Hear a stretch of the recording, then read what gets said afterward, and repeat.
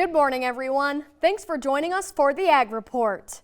Producers can get paid to carry out conservation efforts on their land while continuing haying and grazing. The CRP increases carbon sequestration, provides wildlife benefits, and protects the land from conversion to other uses. It is a 10 or 15-year contract, paying from $13 to $18 an acre. Les Rispin's Montana State's Farm Program Director told me what exactly landowners must do in order to get paid.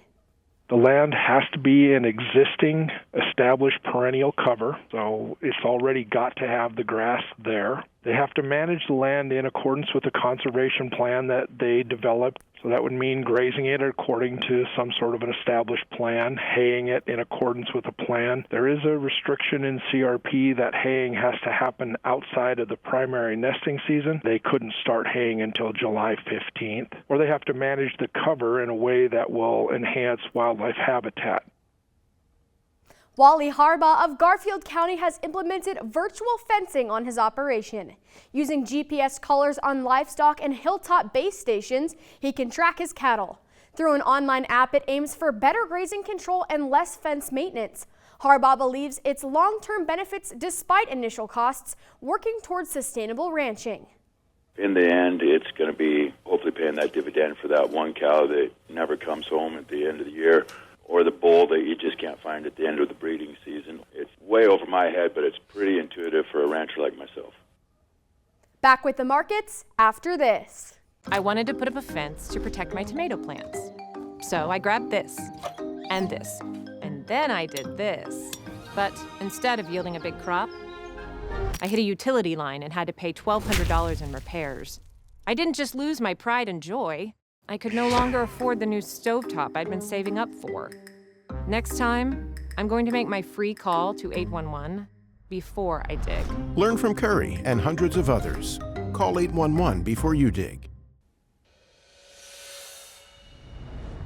Welcome back to the Ag Report. Well, the Stovall Ranch has teamed up with Bion to build a 15,000 head capacity beef feeding facility in Shepherd.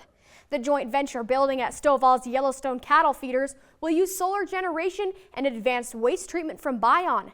Cattle will be finished in these barns to provide beef that is clean and eco-friendly.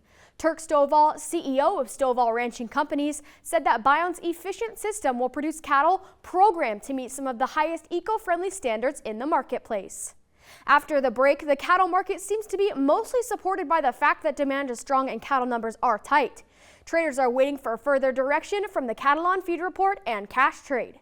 Box beef prices are mixed. Choice $1.90 higher at $3.22. Cash cattle has yet to trade. Yesterday was Northern Livestock's early summer special sale. Steer calves for fall deliver are in high demand. 5 to 545 pound steer calves sold at $330 to $353. Heavy 500 pounders at $318 to $331. Top at $347.5. 5 to 5.5 pound heifer calves sold at $287 up to $330.